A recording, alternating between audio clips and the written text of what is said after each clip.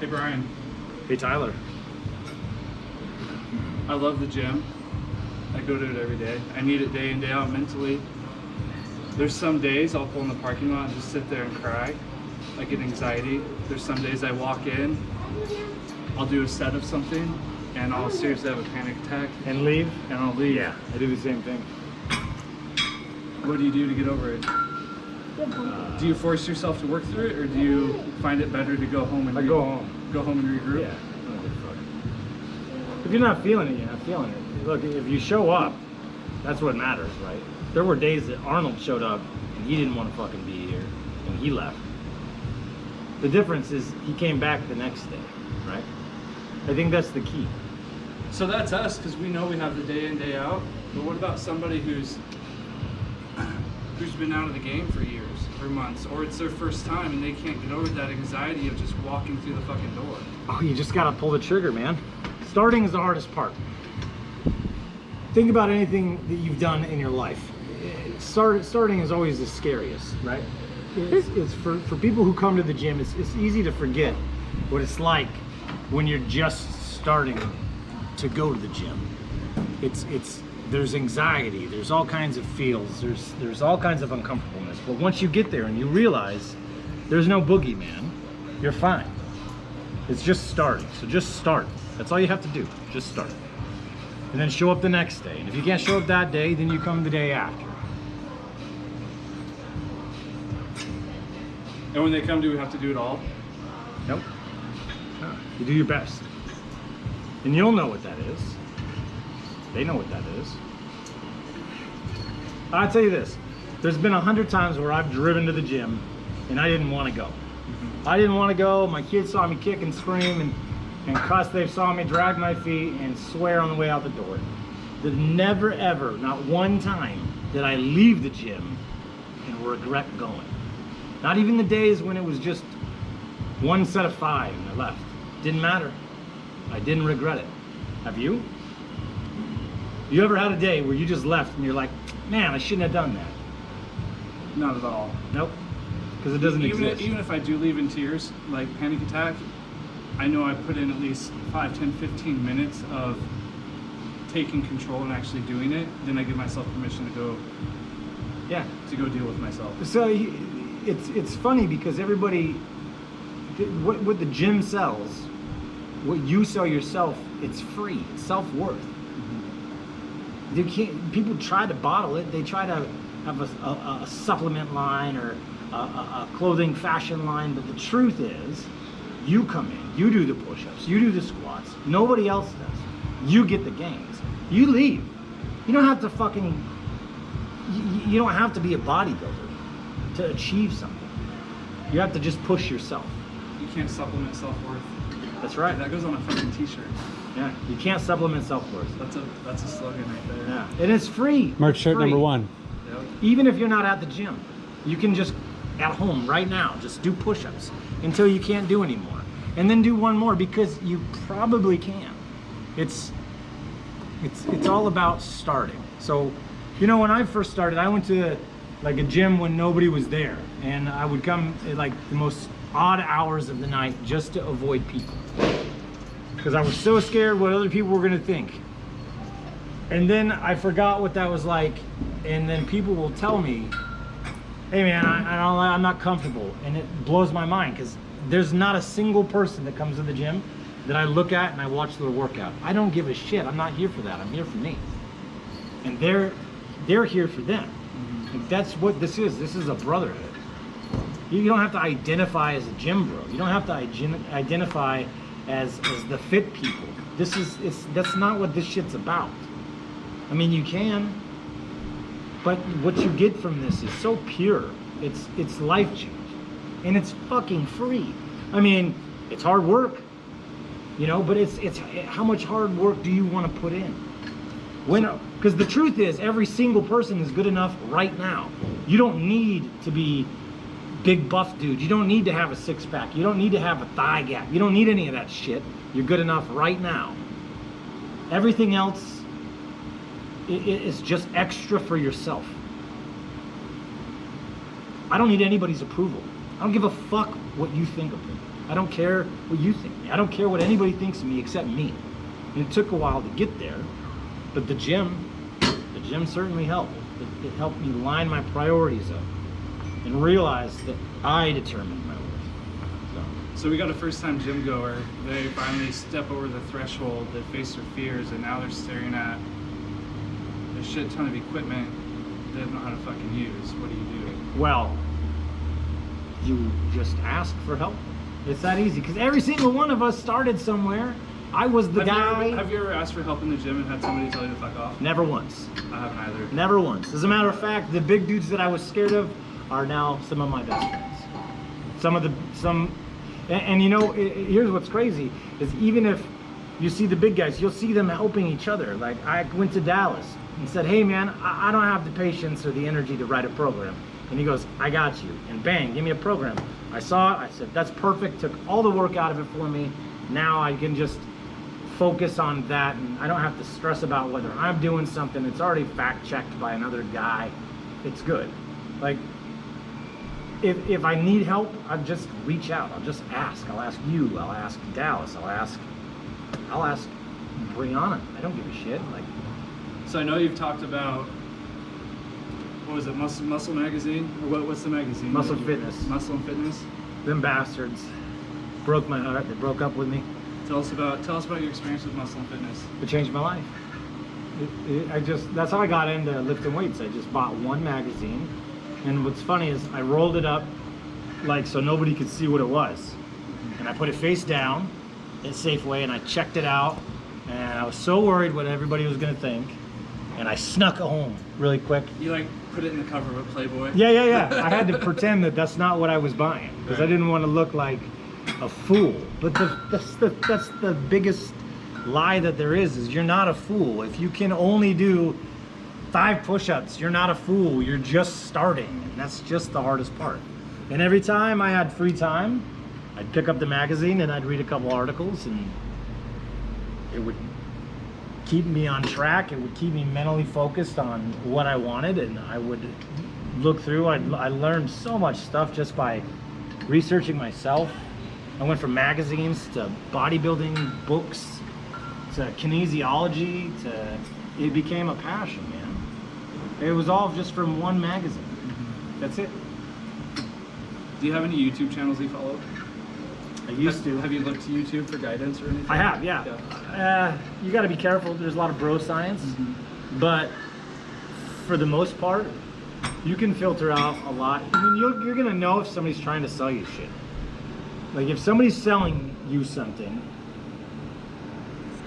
I mean, there's motive for them to make money. There was a guy named Chris Jones. He had this page, this YouTube channel, Physiques of Greatness. I used to follow this guy. I loved him.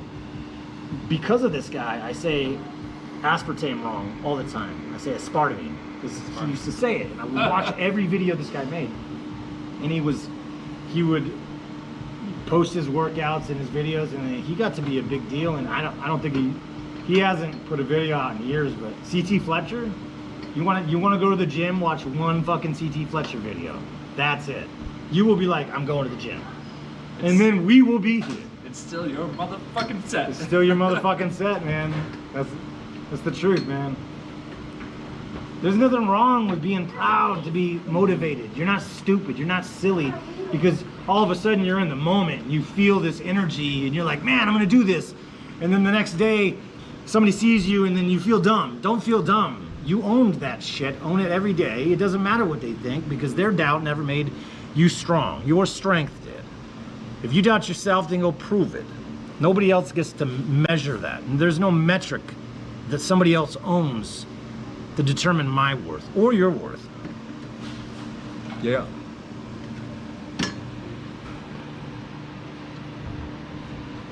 When you're lifting and you're facing an enormous challenge, where do you go mentally? Can you just, there's a couple types of people. There's people that can come in off the street, they can hit a 1 rep max and not have a personality change whatsoever. And then there's people, they come in off the street and they have to get in the zone, they have to get a certain mindset, they have to become a different harder, meaner version of themselves to move a shitload of weight. What type of person are you? Where do you go mentally when it's time to fucking dig deep? You know, I had a lot of fuel in the beginning, man. I had a lot to prove to myself. And once I blew my own mind with how far I could go, I went a little further. But then I lost the fuel. I lost the anger. I used to have so much anger at life, and I would just channel it into the gym. But once I grew, like, emotionally, the anger wasn't there. I didn't have this driving force of hatred. And so I had to rely on the passion that I had built for the gym and for working out. And I drew off of pride. So for me, it's different. It's wherever I'm at. Like, if I'm angry now, sometimes that'll screw me up. But I mean, I'm in here for me. I got my headphones in. Don't talk to me. I'm doing some shit. This is, to me, this is church. This is the equivalent of me paying for all of the things that I've done that I could have done better. Your sanctuary. This is, where yeah, you make yeah. yourself right with life. For sure, for sure. This is where, you know, I work some stuff out mentally. And I get mad when I don't get to do that. If I get interrupted or like, God help it, if I like start a run and I have to stop because like the kids are hurt or something. Like if I'm working out and I have to leave, oh man, that'll screw me up. You know, I have to find a way to balance that, come back later, or, you know, I don't know. No, my kids, one thing my kids will quote me on for probably the rest of their life is when Dad hits the gym, like, this is my time. Yep. Yeah.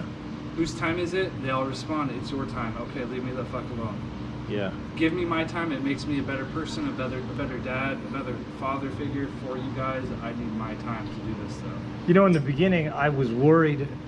My ex-wife she threw a couple jabs at me once about leaving the kids to work out, and I never did. I would wait till they would go to bed, or I had always capable of managing the time, and I was worried that it was a selfish pursuit until one time I saw them understand why I was doing it, and that changed the game. Once I saw the effect that they were like, this is just something that we do. This is just something that's a part of our life. You know, like now, I'll open Haley's door and be like, hey, do the dishes. And she's like, I gotta work out. And she's like doing yoga or whatever. It's like, it's not a game. They literally see that this is just going to be a part of their life. And they've accepted it. And that's as far as parenting goes, to just get your kids to accept an inevitable truth is a hard thing.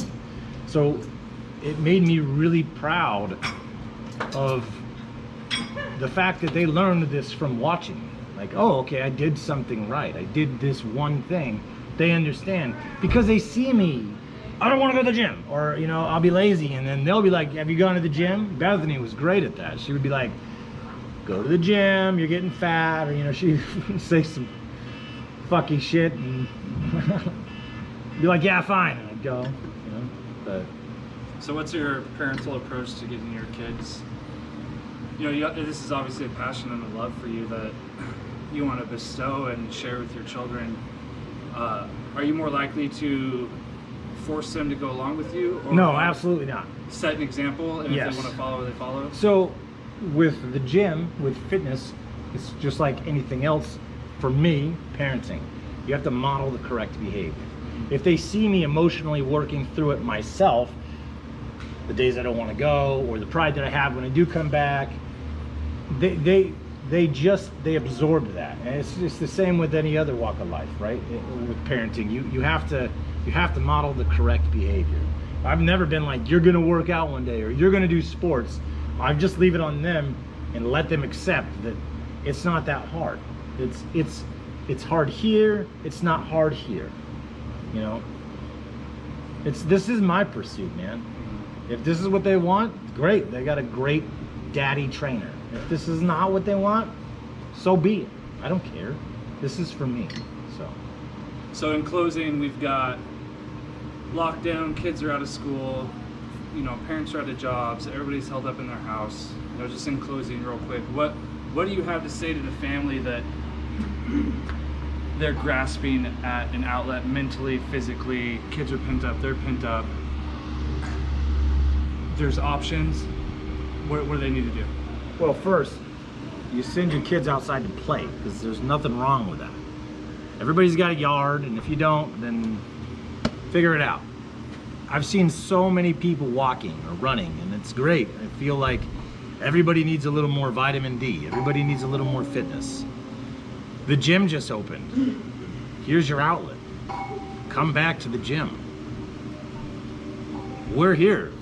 These guys that support all of this, we're here. We will push you.